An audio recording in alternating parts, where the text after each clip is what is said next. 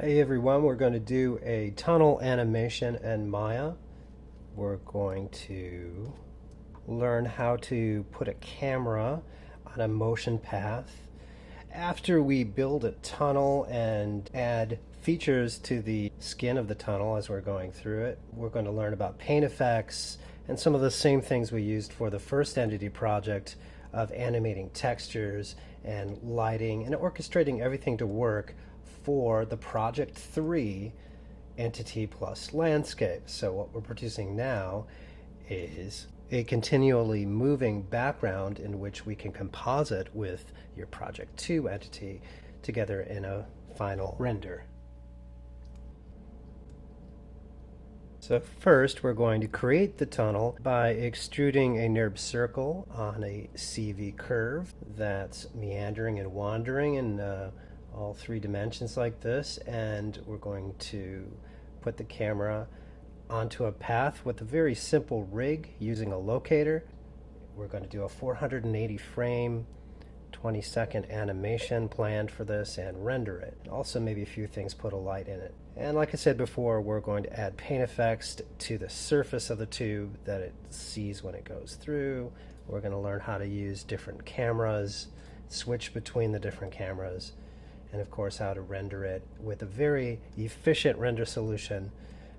You can use Arnold and it would look maximally the best, but I'll also show you how to just play around in the sandbox, so to speak, with the quick and cheap Maya software renderer, so you can be able to finish the project with certainty without the stress of perhaps Maya crashing a lot. And in the end, you know, we're aiming for a 3-minute project. So I'm choosing to do 20 seconds of this tunnel, and I will use After Effects to duplicate and make the seams of beginning and end fluid to try to get 3 minutes of continually moving background out of 20 seconds of animation. You could do it in your own unique way in order to achieve that 3-minute length for this Project 3, just as long as you always keep the background moving. Should go without saying that to complete this Project 3, you don't have to use CGI or Maya to achieve the background. You could use stop motion means, you could use 2D drawing, some of you have already mentioned that, or you could use a hybrid where you're mixing 2 or 3 different techniques. This is just FYI for those that might be interested in using a tunnel effect animation. Now, before we get into it, why are we doing this? We see a lot of tunnel effects in movies and tutorials that randomly show ways to go down a camera animated path with all kinds of things that we could be experiencing as traveling through the tunnel. Well, usually used in a sci-fi application, or maybe it's an industrial, or maybe it's a mechanical need to connect and show how vehicles are transporting, or a point of view is transporting down a shot. Just talking about the concept of a tunnel moving background. That fits into the nature of Project 3, of which we're talking about. We have the charge in this assignment to create a background that's always moving and is going to thematically and conceptually connect to the entity that you produced in the other projects. And you want to create a total environment, something that looks like it really gave birth to the entity and vice versa, or there's a aesthetic or material conceptual relationship between environment and thing, entity within it. And looking at tunnel animations that have been historically done through science fiction, through movies, and maybe just as an effect, I'm going to show you a very, very simple way to create something that is, in one way, a cliche. It's been used so many times, but another way, very, very useful utility into twisting and showing different ways to represent a background continually moving toward a one perspective distance. So you hardly have to know anything about Maya to set this up, and going step by step, I don't need to go deep in any kinds of tools. You can pattern this way to many, many other types of iterations and effects for creating a one-point perspective journey. And also there are useful ways to make that journey loopable if you wanted to have this go on for a longer time. Alright then, so let's start over here. I'm going to start from scratch. I'm going to save this and start over. Okay, first we should identify what we're doing today, help gauge the amount of time and steps it will take. So step 1 is we're going to construct the tunnel, and we're going to construct it out of CV assets. We're going to use a NURBS curve and a CV curve for the spine, and then extrude a tunnel. Next, we're going to attach a camera to that spine. I'm going to use a very simple minimal rig with using a locator. Step 3, we're going to modify and color, texture, light, and add aesthetic changes and art direction to the tunnel skin. And lastly, 4, we're going to render it. We're going to get into details of what kind of render, and if you're using Arnold or you're using Maya software. I'm going to show you some of the simplest solutions for this assignment that will steer away from any kind of trouble or crashes, hopefully. Okay, let's get started.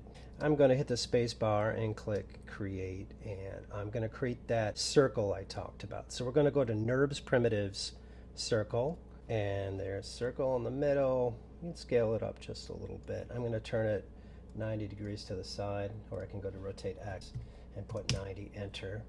All right, now I could, holding X, it's going to snap to grid. I'm going to snap it to the outside of the grid here, about these 12 units all the way to the end here. I've used on these snap tools are all up here as well on the top. Anything with the magnet here is snap to grid. If I hold X, you see, hitting X, you can see it flash here, and your snap to curve, snap to point.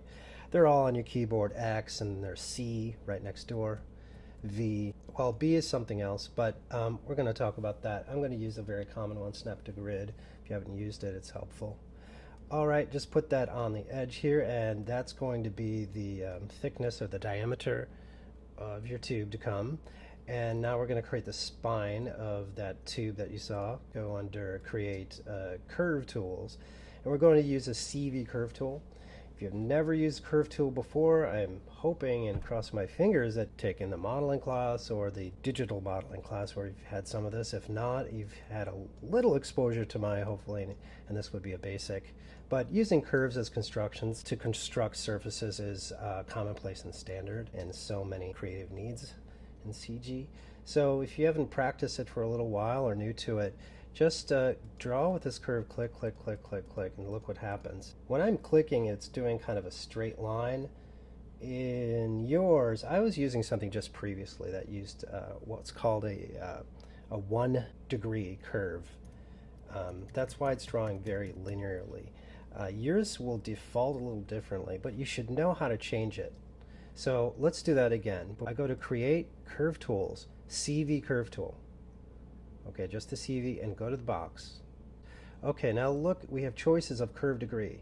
1 is a linear, there's no curvature to it. 2, there's a little algorithm that helps you curve it. 3, it's higher, it's a cubic algorithm, and different kinds of solves. So what's it doing is trying to, when you have a 1, it's kind of like a polygon, it's like point to point.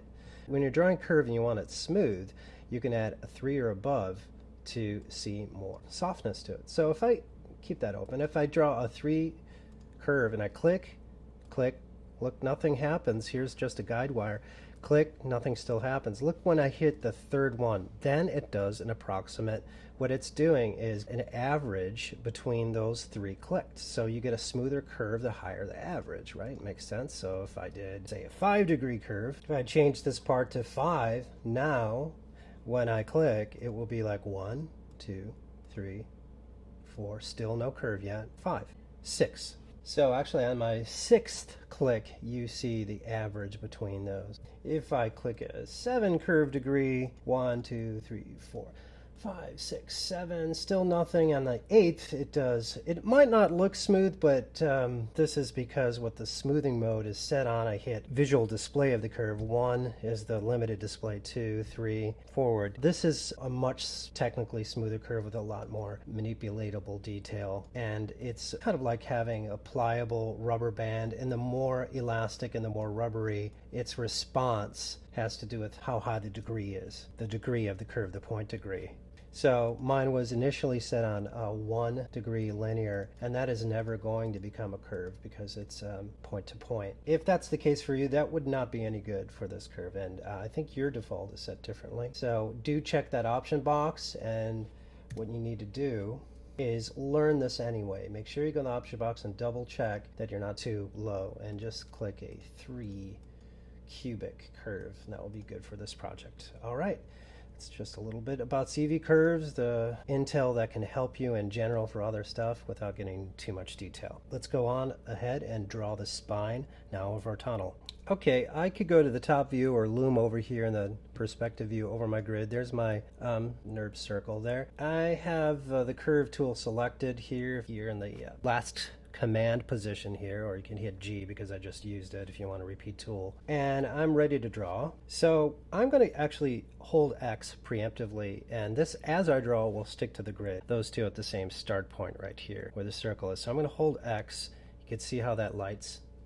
And while holding it, anything is drawn is going to be snapping to grid. So holding that, and what I'm drawing is, as you probably saw before, is like this S curve thing. All right, like that.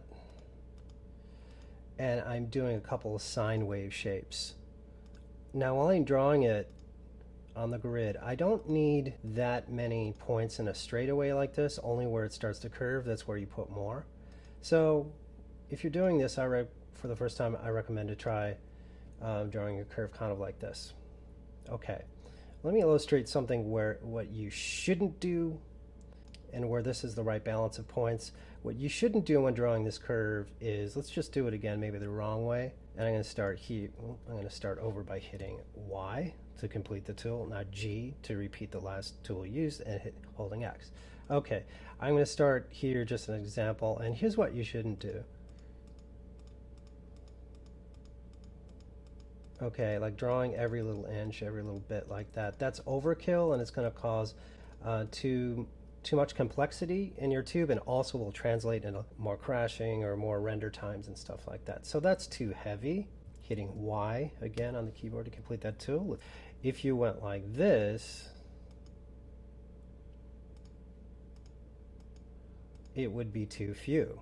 Okay, so let's compare these and just get a little bit of skill of drawing a CV curve. Here we have the three highlighted on the top. I would say that's too many. On the bottom, definitely too few. In the middle, that's the Goldilocks zone, I guess, of just right. And you see that there's more points of detail around bends and straightaways. You don't need them as many. You can also see when I highlight all the points, and you should know the basics. I expect that the difference between object mode and control vertex mode, their component mode, those are very, very different ways to manipulate and change something. Very basics in Maya between object and component. Another thing you may have noticed was when I select some of these CVs, this whole area turns yellow, something you should know from modeling as well, that's soft select.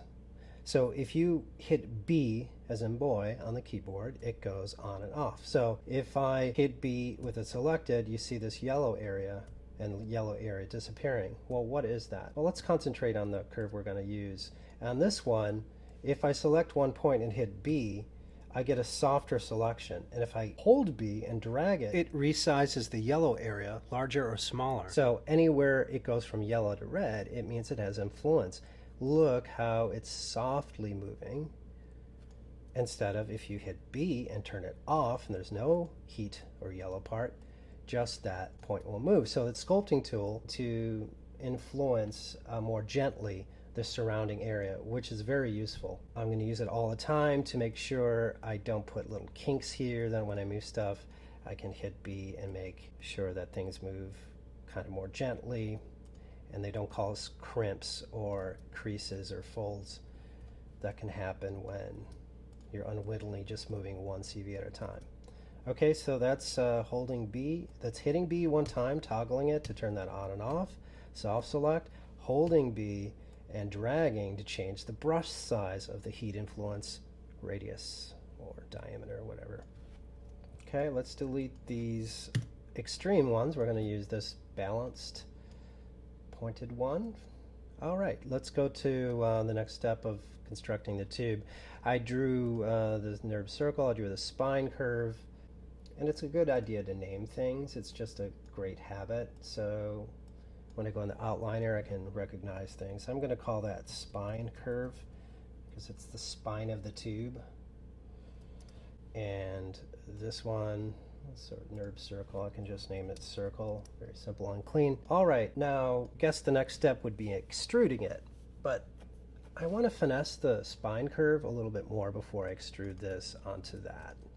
Okay, so this looks good in the kind of topish view, but let's go to the side and look how boring that looks. It's really, really flat. So we want to get it some life in 3 dimensions, not just 2. So with that soft modification B tool toggled, I'm going to gently move these CV curve points into an interesting 3-dimensional formation, not just 2. And you know, you might have to sometimes turn off the soft, make sure we're getting the shape we need. What should we be doing or aiming for? Well, imagine making a very interesting roller coaster ride, and you want to thrill the passengers, riders of it as much as you can and keep it exciting, but you also don't want to make them sick, right? Want to make them throw up. In some cases you do, but let's say you're finding the line between making a ride absolute fun and something that would give them whiplash. So because we are going to be traveling down this curve, you should make it interesting from all angles, but you should also make the bends somewhat gentle as it goes over these. We're able to travel without getting your motion sickness, so to speak. Something like that's fine. You don't have to fuss with it much. That looks pretty good from just flip it around and turn it on different angles and see if it looks good. Let's live with that. All right, now is the stage we're going to extrude. Okay, let's go back to object mode. When we're moving the points, it's in component mode by right-clicking CV. And now we're right-clicking on these and hitting object mode, so we could now get the lime green color, which means we're selecting objects. All right, and also it's about time that we turned on outliner and we see what's going on very simply. Everything's nice, cleanly named. We can hit circle, spine, and just without risk of distortion, we can grab through this menu what we want. We're going to grab the circle first and then shift select the spine.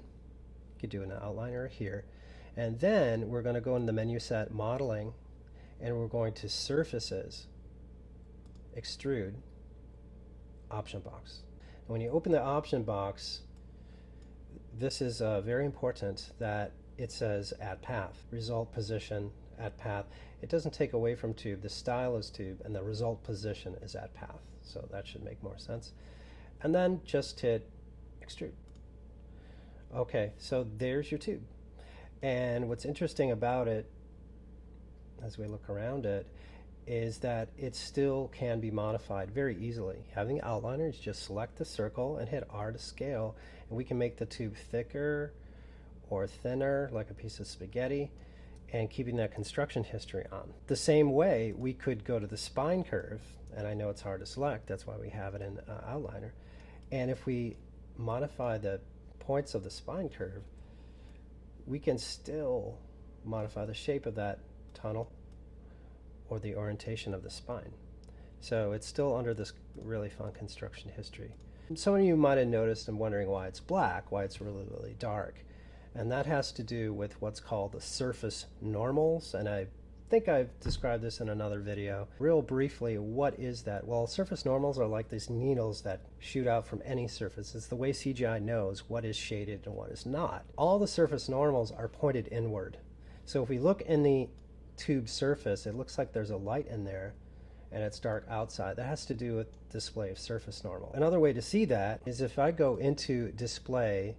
Now this is a NURBS surface, not a polygon that we made. So we're not going to polygon normals. We're going to NURBS under display. We're going to NURBS, and what are we doing? We're just observing the normals. Turn them on and NURBS, and then we say normals, shaded mode. And it looks like dots here on the surface. They're not. They're actually the root of these needles sticking out. If you look inside, it looks like this weird worm with these things sticking in. These needles are pointed in because that's the surface normals, and that's the way all CGI shades. Particularly in Maya, we're talking about if these needles were pointed on the outside, it would shade darker on the inside. So you can reverse that if you wanted to. You'd go to surfaces, reverse direction, and now you're going to see the needles point outward, kind of like a cactus or caterpillar, I guess, and now it's dark on the inside. and it looks like the roots are on the inside. That's a great thing to know just in general with computer graphics and CGI. That's how shading and lighting works when showing light and dark surface shading. All right, well, that answers the question of why it was dark and black, and it also answers how you can fix it. If it's a NURBS surface, you could go to surfaces reverse direction. If this happened to be a polygon surface, you could go to edit mesh and reverse, and that would reverse it, based on, apologies, that would be mesh display reverse, and that would be a way, the same thing, normals work similarly on polygons and NURBS surfaces. Anyway, again, we have a NURBS surface here, and we are going to take a journey on the inside of the tunnel, right? So actually, the first part was right. We want the normals pointed in because we're going to take a journey inside the tunnel. So let's reverse it again. Go back in reverse direction. That was correct in the first place because we're going to go all the way inside and not even see the outside. All right, I want to turn these needles off. All they were used for was display. So I'm going to, again, go under display, NURBS, and then shaded mode. Click it one more time to toggle it off. Okay, it's off. All right, let's take one look at this and decide how thick we want to make our tunnel. The camera's going down. Interesting thing is you could put a bend in a tunnel like a piece of licorice. You can change the extrusion cookie cutter shape as it goes down. And had you created a 5 or 7 degree curve, you could add even more detail on this, right? But this is going to give you a nice simple average of points to make any shape. If you're not going to see it, maybe it's so dark, but you're by changing that cookie cutter shape as it's getting extruded, you're changing it all the way down the line. So just settle on something that you want to be the shape of your tunnel journey, walls and the skin of it, and also the size of it. If how large do you want it, like this, you don't want it overlapping or penetrating, or this would be too small that a camera would get stuck in there, it wouldn't fit. So something like this, and the way I sized it originally is good, something like that. All right, well, that part of the demo is pretty much done. We've constructed the tunnel. Now we're going to the next part too, I suppose, then we're going to attach the camera. All right, let's go to it. So we're going to create a new camera to travel down here. In Maya, we're looking through cameras already, perspective, and we have the top view and the side view, top, front, side.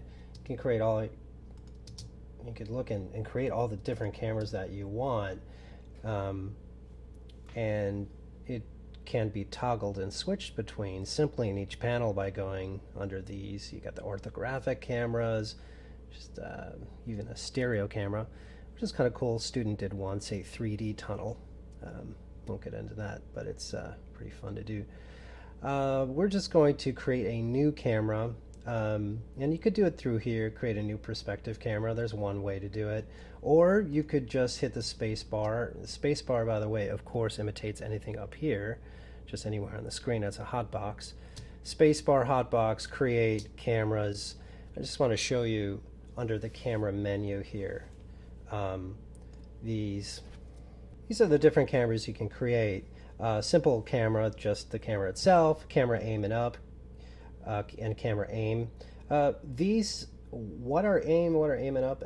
That's kind of like having a tripod. It's a minimal rig to control a camera. So if you just want to have a camera and hold it in your hand, so to speak, it might be difficult to get that and constrain it to do certain things, like always stay up instead of flipping upside down, or maybe you want to create a camera aim so the camera's always, you could just move the aim and the camera moves to always look at it the way your head would look at a fly or a tennis match, so that's different types of ways and rigs to create a camera. We're going to create kind of our own rig, very simple rig. Let's just start with a simple camera. We're going to create camera, and it's here, right here at the center of our space.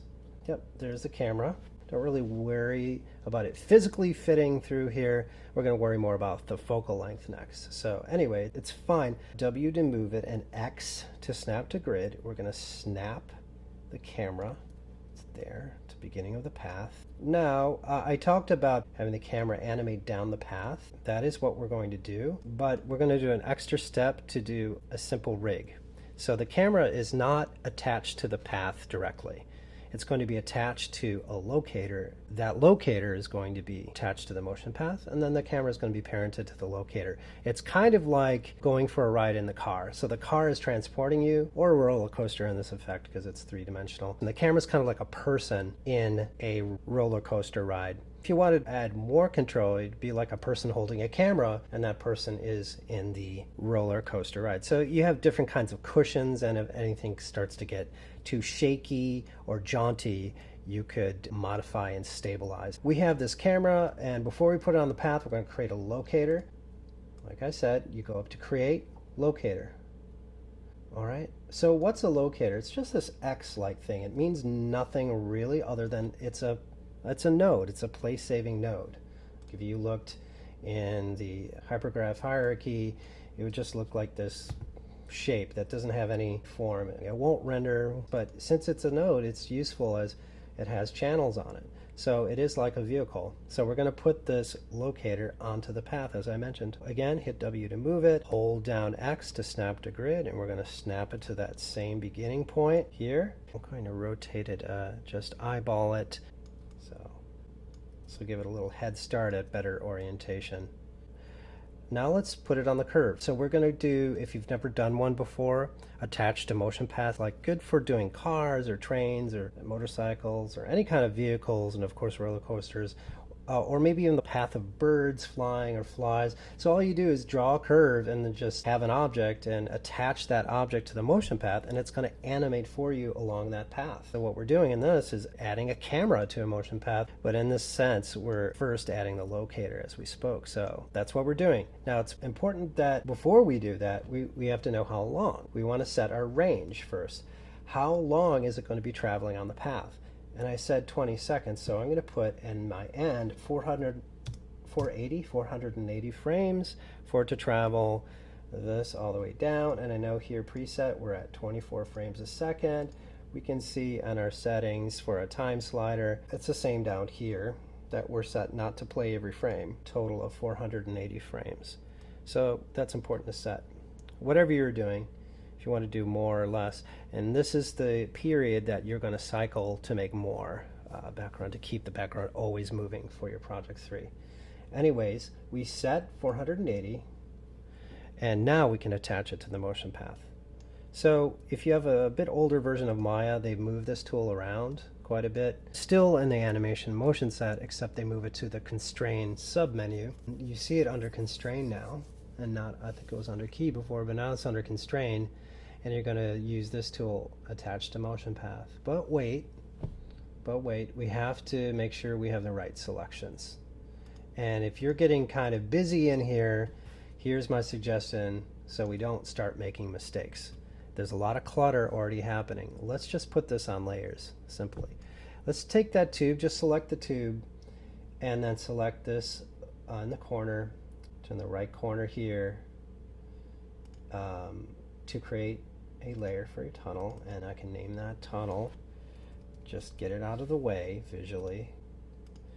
And also for the circle, let's do another layer and turn that off, turn the display off. Let's call that the circle, and get that out of the way. So now we have direct access to this nice clean spine curve. All right, now we have everything ready to go. We're going to first select the locator poised at the first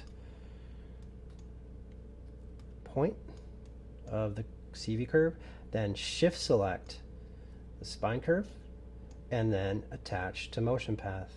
Before you click, you can look in the option box and see different presets that can affect a bit of the up. You see inverse up and bank, and there's a little more control onto the camera itself that maybe you don't even need a rig. Some of this I'll show you later you can control, but I'm going to say with the locator it's going to be much easier. So let's just ignore that and just do the default, attach to motion path. Doesn't seem like anything happened, but let's highlight the locator, not the camera quite yet. Let's highlight the locator. Okay, zooming a bit out, and you can watch it now go down this path. So you see this locator getting a slow start, easing in and getting a little bit faster, going down the curve and taking 20 seconds to do that, and taking the turns, and then kind of slowing into the station with a slow roll up to the end. Okay, so what Maya did automatically for you is it put a motion curve that's describing the velocity percentage down this spine curve. And you notice it's smart enough to know it starts at frame 1 and ends at frame 480. Well, interesting thing is you can change the speed. You know, this is all before we even attach the camera yet. If you just want to change the speed of it going up and down. Let's go to that a little bit later, in fact. Let's do attach the camera first. All right, let's orient camera a little more, eyeballing orientation down the tunnel. All right, and then have the camera selected first. Shift select the locator and hit P for parent. Yes, we could have also constrained or parent constrained the camera to the locator. There's different choices. Just go do an easy enough parent. And now we'll see the camera going down. This camera is going slow, slow, slow. It's like it's going uphill and getting a start and whipping around those corners, picking up some speed, and it's going to be slowing in until it stops slowly. Stop. Okay, now if you want to change the speed of that, I mentioned just a minute ago about the velocity curves. Okay, how to get at that. If we select the locator and we're going to Windows, Animation Editors, Graph Editor, we're going to see a curve. What is that curve? That curve is not that curve or anything. It actually is an abstract representation of velocity. It's how fast that locator is moving down that curve by using another curve to represent that. So it's called a motion path U value. This has to do with time over distance traveled as a vector. So you can see why it's slowing out of the station and then slowing in as these are softer. If you'd want to speed it up, you could, again, it's the graph editor, you could take that handle right here in the graph editor and middle mouse button, bend that up. If you wanted to like peel out really fast like that, what's going to happen when you play it? It's just going to go really fast at the beginning, and then get here and maybe slow down. Okay, if you want to go really fast, which I wouldn't recommend or it would make you seasick, it's just teaching you this graph. Now it's going to go lightning fast. Okay, if you don't want it to just reasonably ease out, you want it to go full speed right away without going too fast, just have a straight diagonal 45-degree like curve here, and that looks good. And if you don't want to ease in, you could have you could make it linear like this, and if you fuss with any of these, there are all kinds of different effects you can put. In fact, what would happen if you inserted a key? If I right click on that and inserted a key right here, I just right clicked and said insert key, and now if I grab that key and I move it, what would happen if I moved it like this in the curve, like that kind of shape? All right, and let's not do an ease out. Let's do, what would a shape like that, what do you think is going to happen? Play and see what happens.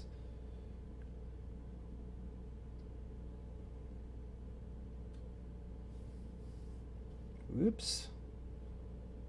So it's in a negative direction, which means it's going to go backward. And then when that catches up, it's going to go forward again. So when it hits these loops, it's a positive direction. When it hits this downward, it's a negative direction. It means it's going to go backwards down the curve. And then it's going to end up at still at frame 480. So this is all within 480 frames. So you can split up this time differently, how you could put more curves or more interest if you wanted to do a very custom particular ride of its speed and path, like putting on the brakes and hitting the reverse. You could do that. And if you'd want to make the journey longer, you could do all that in the graph editor by taking the graph editor and its 480 frame and then move that. Shift, I'm just middle mouse button. You see what I'm doing right here? I am moving the endpoint past 430, and if you wanted to make a longer animation, you don't have to redo any of this. You could just move the last point of the curve And now if we change, you see this last point right here, this last keyframe, now it's all the way on frame 800 and something, 11. Well, I put 811 in here, I would have more animation in here. So it's going to split the motion between. Let's always hit F to reframe the curve nicely. Anyway, it's going to now have 811 so frames to include all those moves, and so you're going to have a longer path. So it's good to know the graph editor. You can make very profound changes in here. You can change the speed, its direction forward or backward, and you can extend how long it's traveling, all within here. Okay, let's put that back at 480. So I just have 2 keyframes here. I'll just select that and put in the stats here 480, enter, and it's going to jump back to 480. Select both of those points, hit F to reframe it. All right. And there's not much slow in, slow out. And that I don't want that because I'm going to try to blend the parts together in After Effects later. So maybe I'll have a nice even path and travel. Okay, there's that part. Let's put that away and let's talk about camera control. So as we're watching it travel in even speed, not too fast, not too slow. You don't want to, again, make anyone seasick. It's nice going slow down here. I want to maybe control the camera a little bit, and this is why we made the rig. Now, this line X here, that's the locator, that's the car, that's the vehicle going down, and the camera now is like the person sitting in the car.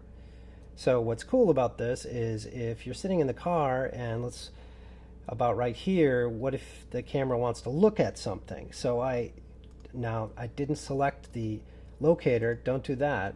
Select only the camera and hit S somewhere on the timeline, and then let's say the camera looks over here, it's distracted and looks at something and then looks back down the road. Okay, so you can see what happens by hitting S to do those camera keys, turn keys on the timeline, as you see in red tick marks.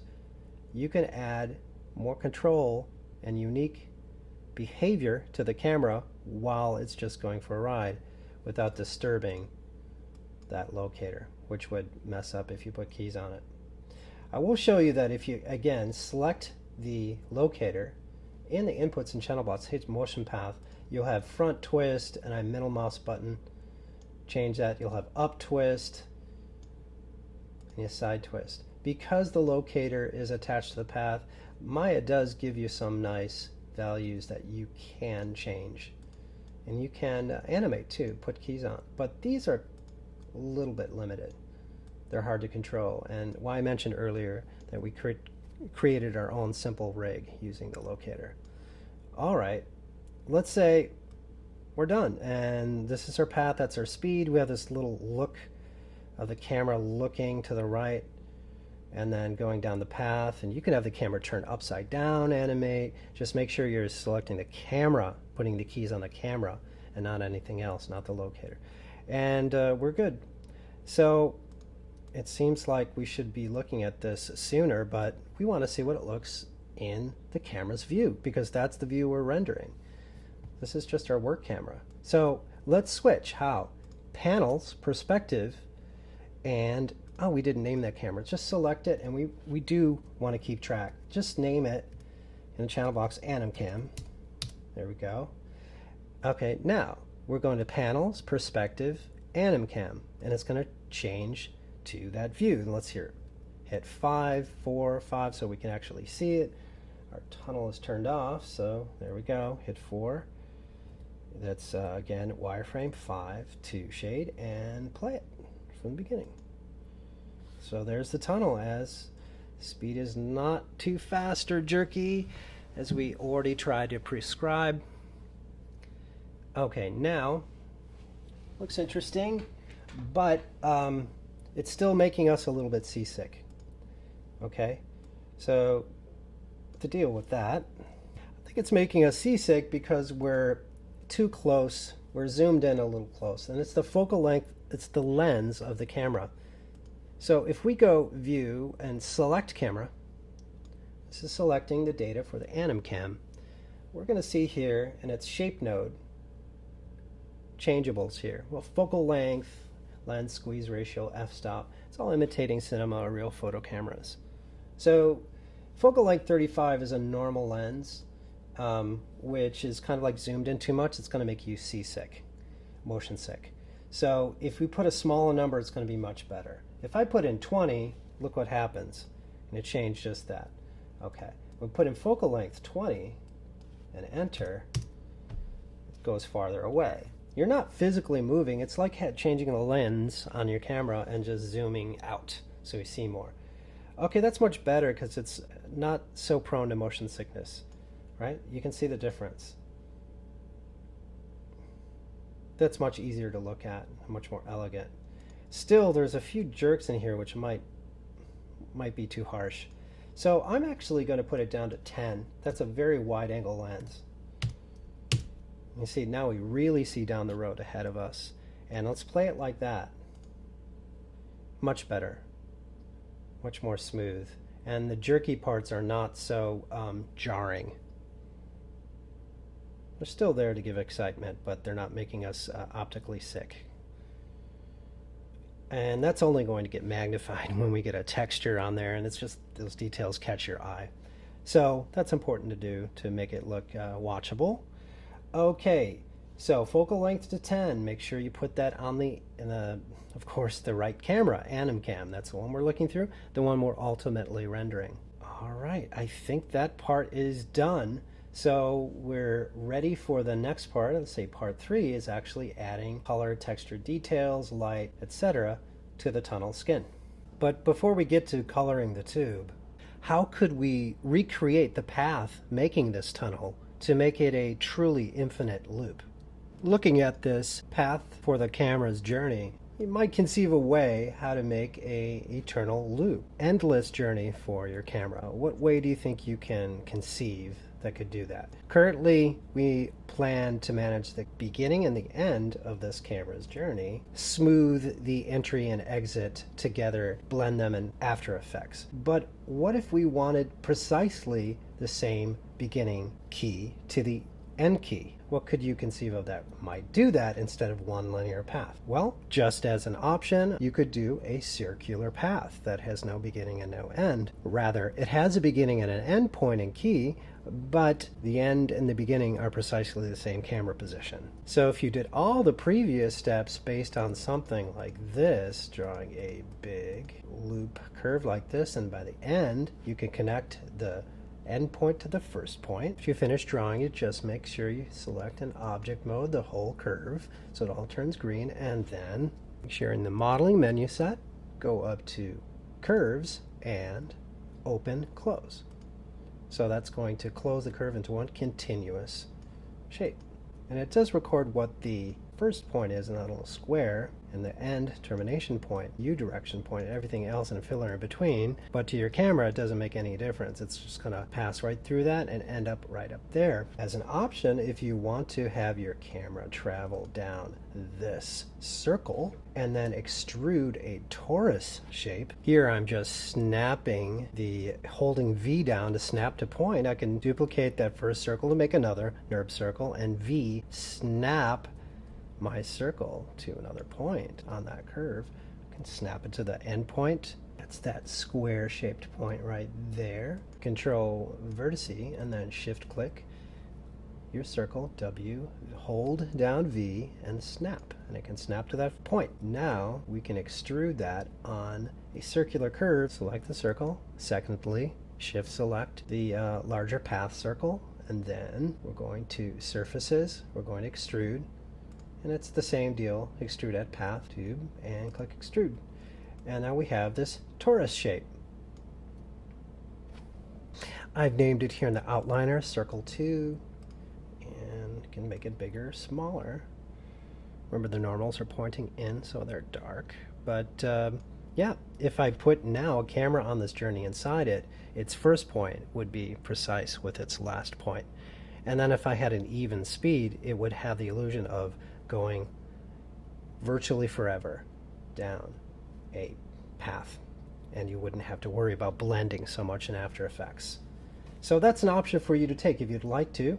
If you'd like to make perhaps even a shorter render journey, maybe it's 10 seconds, but you want that to cycle perfectly and bring and do your doctoring in art direction and After Effects. There's lots of alternatives for you to do. So I just wanted to show you that, even though we're not using this per se, how to do a torus endless journey animation. Okay, let's go back to our standard linear curve journey. Okay, it's time to give our tunnel some color, texture, animate some of those, and learn a few new features perhaps you haven't explored, like paint effects. We're going to talk a little bit about rendering, and I'm going to point you in a method that's going to ensure risk tolerance and some safety about what's easy to render and what can prevent crashes. So I'm going to show you a very efficient way, just using Maya software first, and then refer a little bit to Arnold. As you know, Arnold materials need specific preparation and may take a longer time to render. I'm just going to show you techniques you can use with Maya software to begin with. And with that, just for display purposes, let's put some textures on there. All right, maybe we'll go to the beginning. And recall that we have under panels, we can pop back from perspective view if we like, back to perspective anim cam that we created. We can use any of the flat views if we wish. Just going back, recall also that this is a NURBS surface. The skin, the surface, is not polygonal. If you wish and you feel like you have better control, you can convert this into a polygon. If you've never used it before, you go under Modify, Convert, and you can convert anything like a NURBS surface. NURBS, here we go, NURBS to polygon. And you could do that. If I would, choose quads and count, and you can give an accurate, I don't know how many you'd need. And by clicking tessellate, it would create some kind of a polygonal example of what your tube could be if you want to create unique extrusions or use the UV tools that are particular to polygons. But that's an option. I'm actually going to stick to the NURBS surface for this one, just to show you the conversion of where it is. All right, back to the camera, going down the path. I'm going to work as I go down the path. It's sort of convenient, like I'm working down a railroad or so. I'm going to right click, and I'm going to go to Material Attributes. I'm right clicking on, that's NURBS surface. And you recall you can color it here from your entity project and add texture. So here I'm going to create a new, I'm going to right click, assign new material, because this is just the default gray material. I want to create a new material. And here's where we have all that stuff, including Arnold. If we want to use an Arnold standard material just in your entity, we can create really sophisticated light affecting surfaces, subsurface scatter, really nice reflections and shadows. But we have so many frames to render. If your situation is 20, 30, 40 seconds or more, that might be a little bit heavy. So just giving some options. We've learned Arnold before, but I'll show you a way to get a quick and interesting looking surface just using these old school textures. So under Maya, we're just going to choose an old, very fast Lambert material. Okay, nothing really changed because it's equally gray as the default material. Just go under the tab here for color, in the swatch for the black and white checker. Next, we're going to pick a texture. I'm going to choose leather. And that goes to the leather tab. I'm going to change the colors of this to be kind of maybe like a gory kind of Halloween texture of going down the gullet of some monster or something. Alright, so I changed it to like red and brown. We don't see anything because we need to hit 6 on our keyboard to see that texture. And already just in the graphics card view of this, it looks interesting. Alright, twist and turny, all those little bends, it's looking fun. Now what we're seeing here in the graphics card, that is, this is simply a hardware render of our texture, and it's not accurate to what precisely the software render would be. Here we click the little eyeball, and we're going to take a view of change from Arnold, in this case just to the Maya. We're going to click this guy right here. We'll probably notice a mistake when we just click here to render it. Yep, whoops, it actually rendered the wrong camera. So that's the outside camera. So we have to remember to go, in this case in the render view, to render our anim cam. That's the correct camera. And then it gives us this, and it's looking kind of neat. We have these cellular things happening. Now, it would be interesting if we treated this as a bumpy kind of a texture. We did this in our entity demo too. If I go back to that texture attribute, and I have this bump node right there, this is the color, and if I want to modify, customize cell size a little more, I can make those cells bigger, or I can make them smaller, but not too small. Find a nice spot for it in the middle, maybe like, oops, let me be that a little bit darker. Let's actually make this a little bit more red. So we're going to let the bumps do that dark part. Let's see what that looks like. Yeah, that's better. Something like that. Okay, then we're going to land on a cell size of about 0.35. Okay, what if we put a bump on there just the same size? So we go into bump mapping, go in the checker box to add a texture. We're going to add the same leather. We're going to give the leather a very dark and light pattern.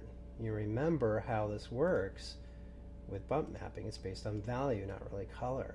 So I'm just going to go to a black and white. Now this looks really graphic. It's not really what the render is. Sometimes this looks kind of cool and we end up just using that or going with what that looks like as a hardware render. I've seen students do that to get some surprises, and that's part of what experimental animation is, getting these things you didn't expect that may even look better and more technological than this. I was aiming for something more organic, like you're being swallowed and you're going down the throat of some creature. So anyway, if I added a bump to that, so I'm going to do some bumping here to look more organic, more visceral. Now, I should say, whatever you're doing, it shouldn't be willy-nilly. What you're developing should be in a theme and a concept of material and a kind of aesthetic or look that you've already developed with your entity. So I'm just doing this as a demo. Whatever textures you might use, try to have a concept that is going to wrap around what later your entity is going to be composited together with. So if I had a very organic, kind of meaty, lumpy, clay-like entity, perhaps it would look good with this type of stab at a background. Anyhow, let's add that bump. So put that bump already on the bump mapping as a leather texture, and we're just going to match the same cell size. I think it was 0.351.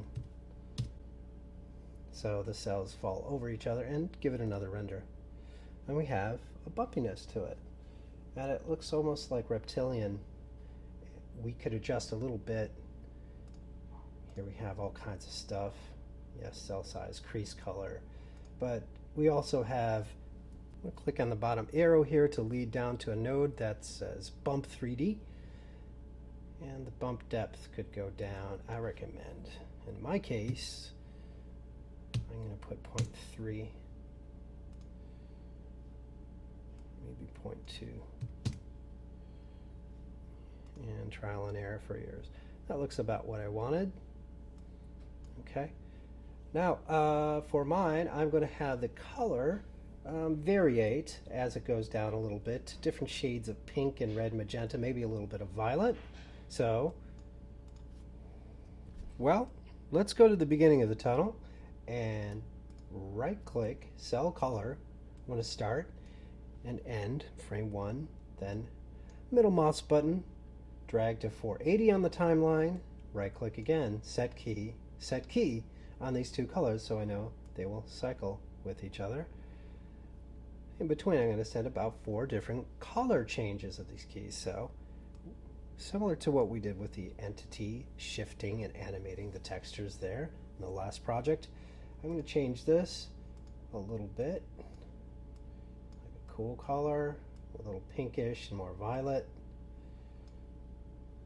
Maybe the crease color could change more subtly, just getting darker.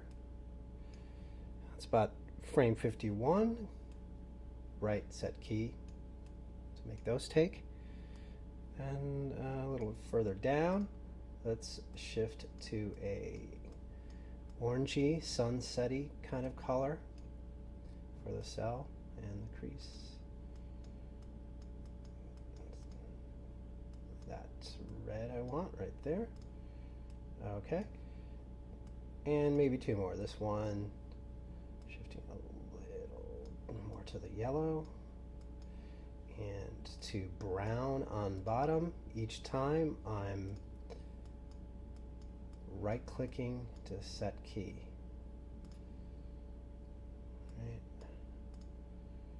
Right click, set key, and let's do one more. Maybe make this color a bit more like a flash of a new saturation, a new hue.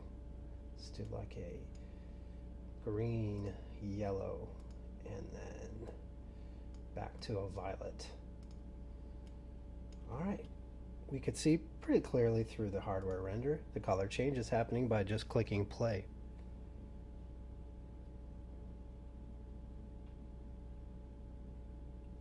Again, if you like this kind of look, this really reductive, retro, simple CG graphic look, you could render this directly out as your background by, I'll show you later, but it's just choosing the hardware as a render instead of software render, and that would be the output. You could even do outlines that look like grid mesh, polygonal mesh, etc. We'll get to it maybe a little bit later. All right, so we did a color shift, putting animation keys on the color.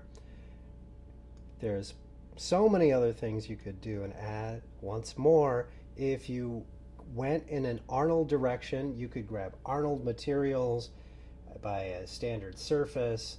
You wouldn't have to use any of these old materials, and you'd need to render it with proper lights and Arnold render, except that time for rendering would go up.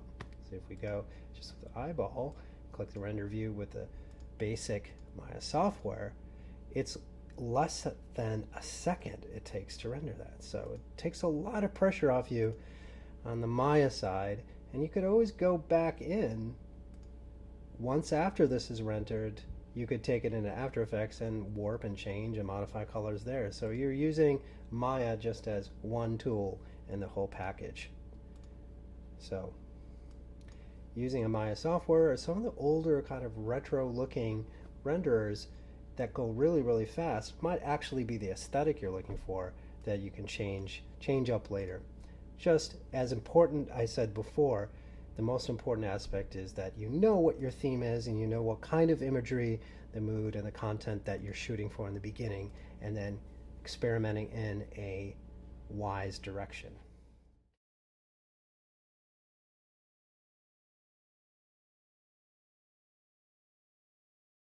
Now, what's also kind of a nice effect is you don't even have to see or render the skin or the surface of this tube. If you made it transparent, and a lot of vortex space warps, time warps kind of tunnels are done this way, they just make this tube transparent.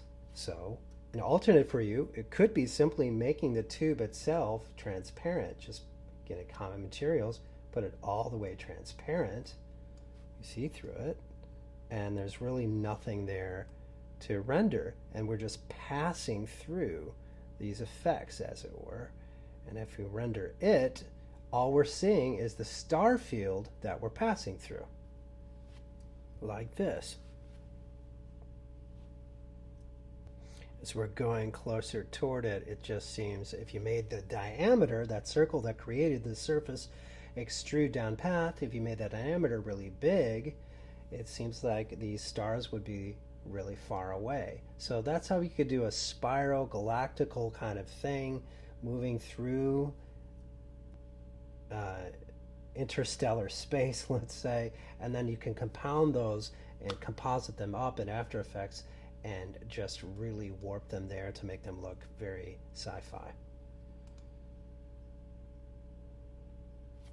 So again, just having a smooth tunnel, it's there, it's just not rendering, it's absolutely transparent. Then getting brush, you can add galaxy brush and add strokes with tons of stars and maybe space gas or nebula or something. Like that, and it seems like you'll just be passing through awesomely large cosmic features. And it's a quick render as well. Of course, using the Maya software render for this, and just the brushes inside this galactic folder.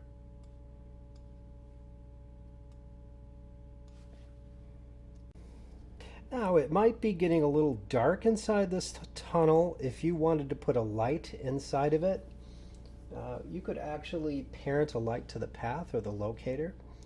Perhaps that's not necessary, but if you wish to do it and make it look like there's lights glooming and glowing in front of your entity or behind your entity as it travels, you could add that here very simply, just clicking out to the perspective. Let's say, I don't know, just create a point light. It's going to shine in all kinds of different directions, and if I hit V, snap to point, that light will snap right where I want it at the beginning. And I know that it's got to be in front of the camera, so I'll pull it off manually, just eyeball and pull the light off so it's in front, sitting there right in front. If I choose to parent that light to that same locator, which I mentioned is the vehicle that the camera is sitting in as well, it's going to go for the ride as well, right in front of it. So it's like a flashlight lighting its way down the tube. Switching to the right camera, here we have the anim cam view. I had 6 hit. If I hit 7, it will show the lights. It's getting much brighter in there. So that might do another kind of effect, which is fun. And let's see, it's going to be a lot brighter when I render it.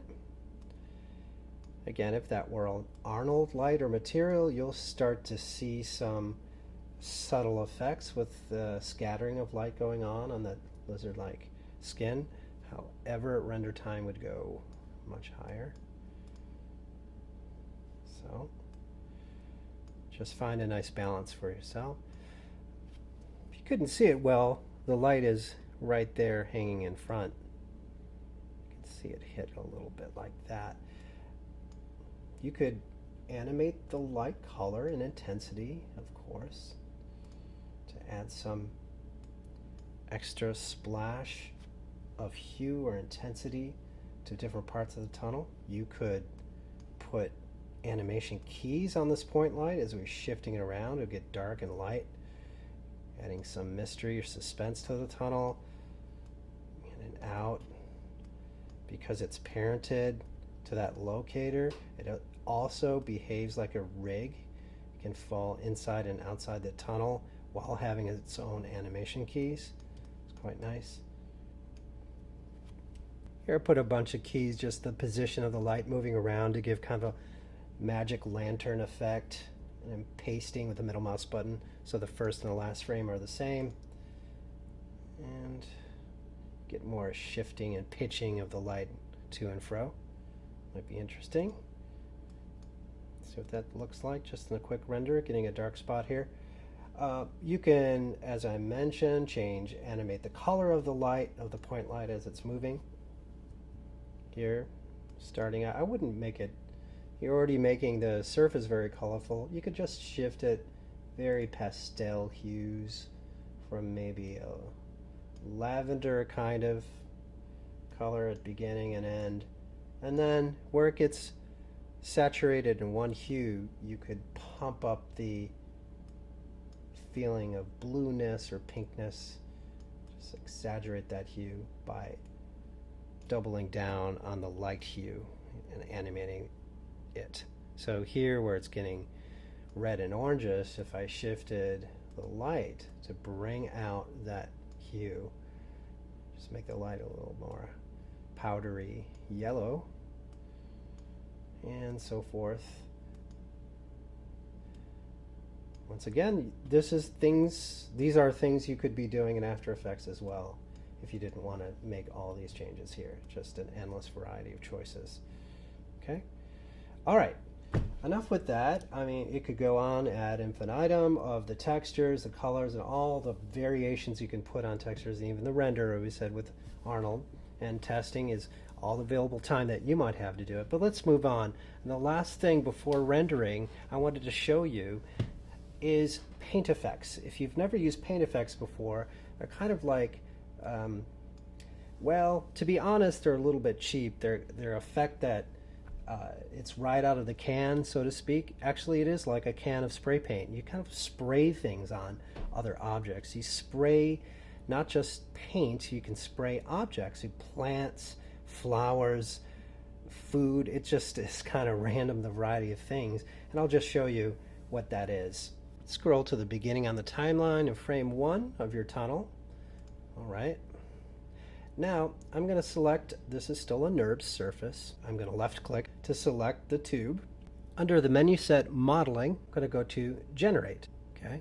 Under generate, I'm going to, I know there's a lot of stuff in here. I'm going to click right in the middle of the menu, make paintable. Now first, make sure you have the tube surface selected. Now this is going to work for polygons too. Okay, so make paintable. It's going to make that particular surface be sticky for when you spray the paint effects on it. Okay, that's step 1. Step 2 is you go back to generate, say get brush. It opens a menu of an archive and assortment of all kinds of things that you can spray on a surface. All right, so there's a bunch of effects. This one is the content browser. It contains all kinds of things, not just paint effects. There's Mesh, Bifrost, Smart Presets, sculpting and base meshes stuff. It really could be in a whole course or several semesters just teaching all the different effects that you can do and paint on with Maya. But we're going to stop, we're going to just only use what's in this folder of paint effects right here in this folder. Okay, clicking down here we have a list, a menu that goes on for several with kinds of random spray objects you can spray on here. Brush effects, as I mentioned, paint, you can, like graffiti, paint on there. Animal, cities, you can paint with buildings, clouds, electrical. Let's say you had a really techno-mechanical looking landscape and entity and you wanted to do electric sparks or lightning in different colors. There's all kinds of stuff. And actually what's cool about a lot of this, for example, the spark explosion, if I now left mouse button click, and look what happens when I trace my mouse around, I see a red circle. Now it's kind of small, so if I click B, hold B down, holding it, and then drag left to right, I make the diameter bigger. That is a brush. And if you've noticed here, the needle for the brush is pointing inward. Why is it pointing inward? Because it's following the normals. You remember the normals are those needles perpendicularly pointing out from a surface to indicate where light goes. That's the basis, like the DNA of CG. Well, the same thing, all other tools are following that are useful, like paint effects. So if I paint, these sparks are going to fall on the inside of the tube because that needle is pointed in. And we look, and it's splashing and over penetrating, it's true, the outside as well. But we could see that a little better when we choose a different kind of paint effect like plant. Go back to the inside, and we're going to undo because we knew that brush was too large. Let's do that again, and this time let's make that brush smaller. Here we go, back to a little brush like this, and let's make that a bit smaller, holding B down, and paint just a little bit. What's cool about some of these effects is you see it automatically animates.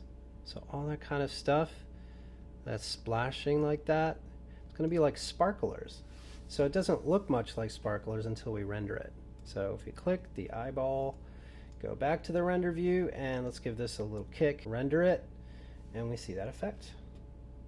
And we can see over time it's animating, and it does this algorithm that predicts its behavior and its glow as we're flowing by it. Now, PaintFX is renderable in Maya software, but not in Arnold and not in some of these others. So if you are doing an Arnold solution where you have materials and rendering with that, how would you be able to render PaintFX to it? A couple solutions: you could render your base surface, the skin of your tube, using Arnold Renderer, and then you could do a second render with Maya software, just doing the pass of all your PaintFX, then bring those two sequences in After Effects and combine them, composite them together. That's one way. And another way is to convert any PaintFX to polygons. And we'll show that a little bit later. But if you're sticking with the Maya software renderer, then you could have a one-step rendering solution to it. And getting to the sparks,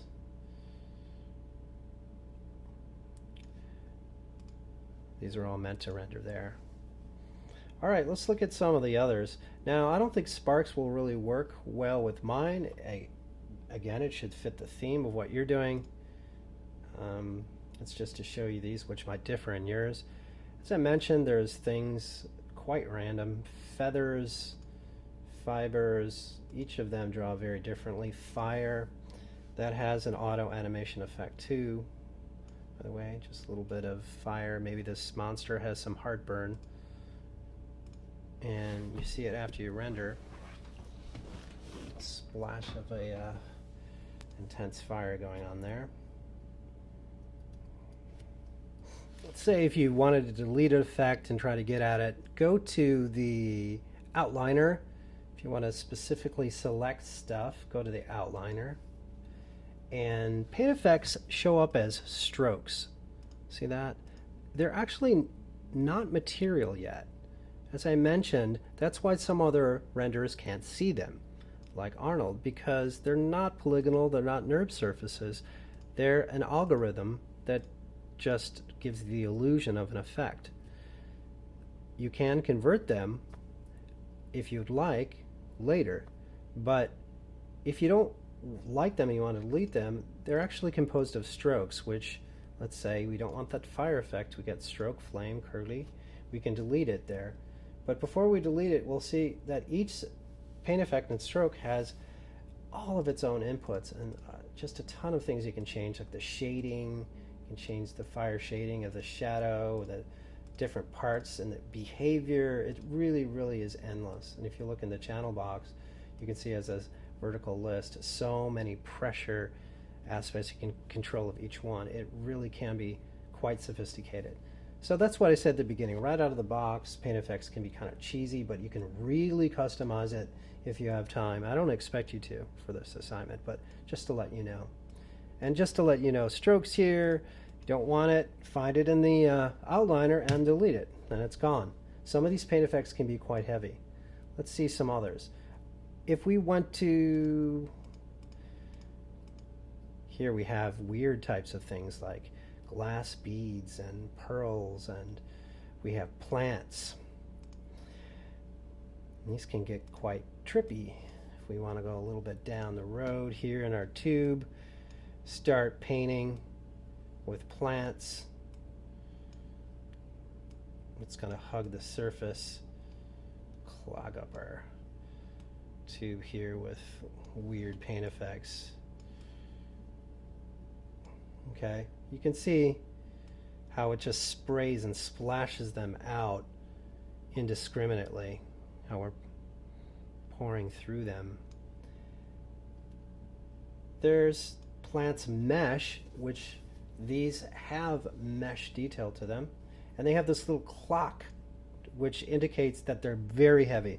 So make sure in this stage that you're saving, if you're using PaintFX now, because some of these with the clock, what's that saying? It's telling you that these are very render intensive. It takes time to render it. It says heavy here. Like if we could actually make trees, you know, you should save before you do this. Because when I paint, you'll see, I think I blotted out the sun, but if I hit 4, you can see how dense that is in geometry. So the ones that say mesh, you could skip to, some of them need to be converted to polygons in order to see.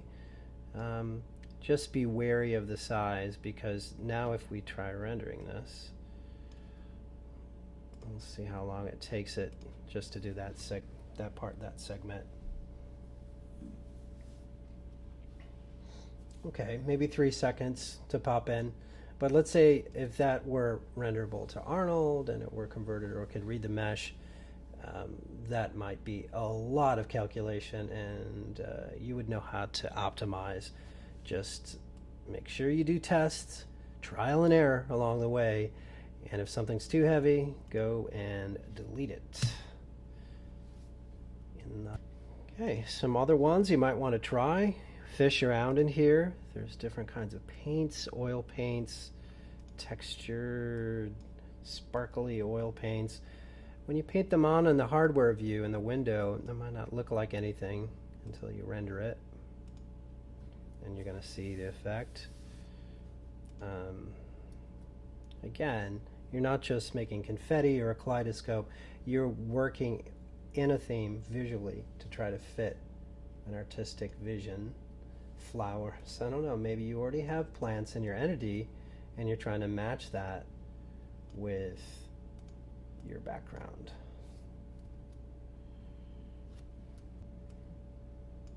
Just it gets really heavy very quick. Like this one is Myosotis plants. Here's different kinds of flowers. You know, right out of the box, it looks like it wants to crash, and this is looking typically very paint effectsy. It can look really cheesy. It also can look really complex if you have unique lighting on it. Sometimes a more older technical render, and then you're just going to modify that to a retro taste, looks better than trying to get a photorealistic look. Just experiment and see what fits your theme and your entity. Okay. So we're not getting a real sense. If you wanted a photoreal sense of lighting, this is not really quite, doing it yet. Until we change render, we convert those to something that's going to be palatable to different photorealistic renderers. But I'm just showing you don't have to go photorealistic in order to be effective. Just find what theme you are going toward again. Other things you can use, it goes on and on. There's hair, liquid, markers, metal. See if there's a technical theme on yours. There's or an industrial theme, that is, just kind of razor wire.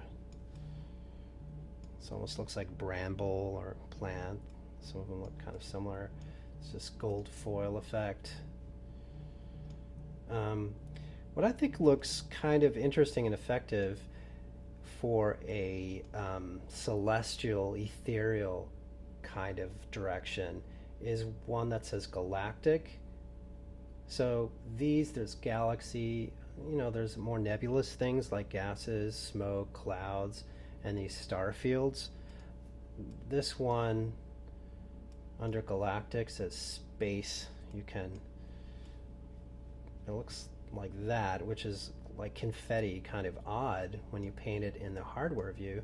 But then when you render it, it looks like this, right? And these shimmer and twinkle as they're rendered through the frames. So if you drag through here and see another frame rendered,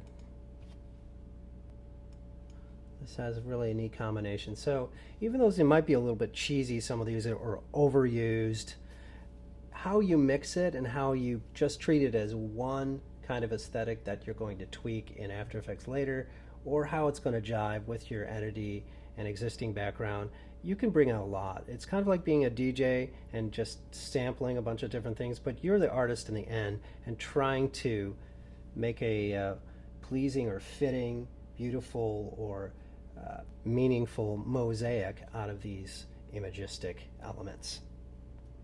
There's all kinds of stuff in here, kind of weird. There's food, as I mentioned, fun mesh, like meat and pretzels, sort of absurd. Maybe they can look like something else. I don't know if you use them in a different way. There's one that says even flesh, just bizarre. Carry arm. Wouldn't know what that looks like till you render it. But anyhow, suppose you wouldn't want to get carried away. Just try to figure what's going to fit your purpose.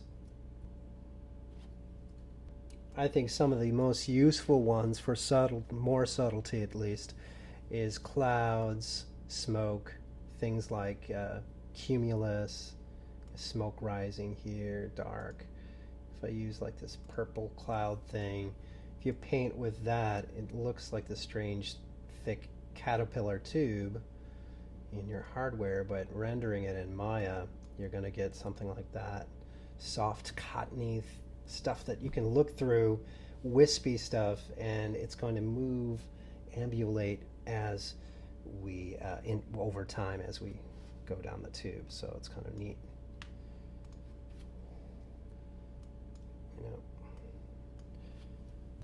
There's one with cartoon lines, underwater things like bubbles. If you have a theme in your entity and background idea that's kind of aquatic, maybe there's something you can find here. These look like little sticks, but again, when you render it, they look like you're going through bubbles. Yeah, I don't know, it's a combination of trying to find the right ones to use. It can be a little bit cheesy, but you're going to find the right balance. It's what's going to work for you. Just please go through this and explore it. Don't just look at the ones I demoed here, because you're going to find something that's more fitting and not wacky or random. Alright, so take some time in doing that. And let's go to the last part and finish this up, because it's been a long lecture. Let's just talk about part 4, rendering. Backing up a step, I mentioned that you would have to devise a path first if you're going to use Maya software, old school Maya materials, and you want it to render fast and just use paint effects and a one-click render solution, or you wanted to get a really lush looking photorealistic, a more attractive looking, appealing, realistic surface render using Arnold. That's two very different paths. You could see those paths demoed in the Project 2 entity demo that I did, and some of you explored that. Well, I'm showing you here the Maya solution, so I know it's the least risky in terms of render time and crashes, as I mentioned. So let's set that up. The path would be quite the same, except for if you're doing Arnold, you would render a sequence. If you have this version of Maya. And I should note before we render it, if you like a look that's something you're getting off your screen like this, if you wanted to render something that's experimentally technical with wireframe, or you wanted to do a hardware render per se, you can set that up as well in your renderer. Just as I demoed here with the eyeball. It opens up render settings. You have Maya software, and you have a Maya vector. I am sure it's going to crash if I use that one, because I've done that. Then you have the Arnold, which is not quite set up, as you know, but we also have Maya hardware. If we click and render with Maya hardware, we get what we see in the hardware render. So if that may be of interest to get that look, you don't have to go for a surface rendered look at all. But we're going to go for the Maya software, and I'll show you lastly how to set that up, and those will be sequence prepared to use for After Effects. Okay, let's go to right here, the render settings. It has a little sprocket there, and under render settings we're going to put the name of the render and Maya tube render, and we're going to change the image format. We'll create a JPEG sequence. This is all in the Common tab. Then we're going to create a frame animation extension of name dot number dot extension. Make sure you got that right. My tube render JPEG image format. If you have any transparencies, this would need to be TIFF if you plan compositing. It's okay if we don't, just put a simple JPEG with no alpha channel. Next, name.number.extension. Next, start frame and end frame. We're end frame for 80. Start frame on 1. Now, real important, we have to change the render camera. Remember that was in the eyeball settings here of preview render. We got to change it here as well. In the batch render, we got to change to anim cam because we want it to render the anim cam. Okay, presets, we wanted HD 1080 right here. So it's about everything you need to do. 1, 2, 3, 4, 5, 6 changes really. Okay, make sure you got each one of those. And in my software tab, if you want to go up on the quality, you can. I'm just going to leave it low quality. And I go to Common tab and then close. Good idea to save one more time. Okay, now we're going to launch our batch render. Before we do, we want to designate where all those frames are going to fall into. So the best way to do that is to set a project. So I'm going to go under File and Set a Project. I'll put it right on my desktop. I create a folder here and call it New Tube Animation. I did this before, so I already have a folder, but I'm going to create a new one and set the project by clicking Open. Then it's going to ask, do you want to copy, yes, the default settings over that new folder. Say Create Default Workspace, yes. Now if you save again, it's going to save to, it's going to detect that, see? Right here, Jim New Tube, and it saved, it knew where that folder was. Okay, perfect. So now when we launch a batch render, it's not going to go in a place we don't know. It's not going to fall in that tube animation folder. All right, let's go for it. Then we can, of course, assuming that we did all our tests, which we didn't, but you should before we click a final batch render and we have it looking like we want at all these different test places in the tube. Now we're ready to render it to rendering and the menu set, then render, then batch render. And it's asking you to save it again. All right, right now we're getting a rendering with Maya result in the feedback section on bottom. If we click the Mel script, we can see that it's already attacking the render really quickly, rendering frames. We could do a little test like how many seconds it's doing. After we added paint effects, it really is slowing down that render that used to be half a second is now maybe 3 seconds. So you can multiply that times 480. So let's say it was 3 seconds a frame and you have 480 frames, you'd get what, 1440 seconds, 60 seconds to a minute. That divided about 24 minutes, let's say. So you want to do some calculation, guesstimation of how long it takes to do a frame, how many frames you have. You could have an overnight render or so.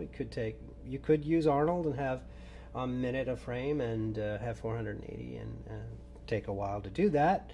But just find a place that your machine, your resources can handle.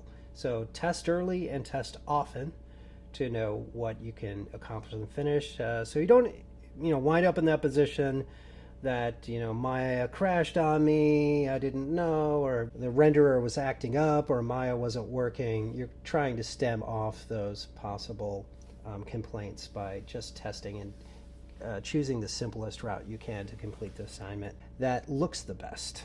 Okay, here's some frames. Just clicking one frame at a time, each from our tube render so far. And I'll show you a bit of an earlier tube I did and the rendered frames here.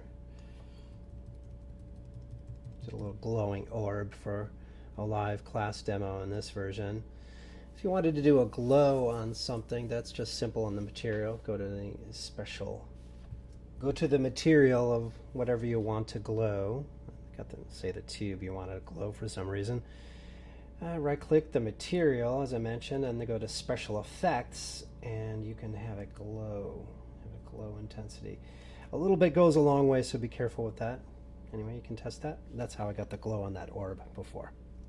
Like this, could look like the sun going down or a moon behind plants, moonlight peeking through and a feeling of glow. You could, of course, add glow in After Effects later, too, to anything if you want to pump up its incandescence. Anyway, I think that's been long enough. It's been going over a lot of different material, so many different concepts. Here's our sequence of animation building. Just in a few minutes, we've already got about 30 frames. So this is the image sequence that you build and bring into After Effects and start your magic there and compositing everything together to finally compose Project 3 landscape plus entity together for 3 minutes. All right.